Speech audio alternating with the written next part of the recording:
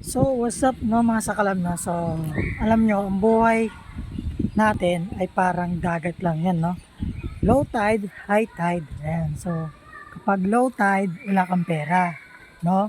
So, kapag high tide, marami kang pera. So, isa lang ibig sabihin yan eh. Pag nag-low tide ulit, no, mga sakalam no, ibig sabihin niya, pag nag-low tide ulit, magtipid ka na, no?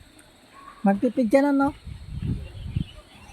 So, kailangan mo na hindi na maggastos, no? Yan, hindi maggastos, mag-ipon ka ng para sa'yo lang, pansarili mo.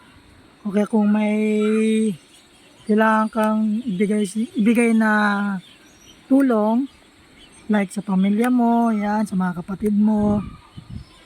Yan, no? So, kailangan magtipid na pag nag-low tide ulit, no?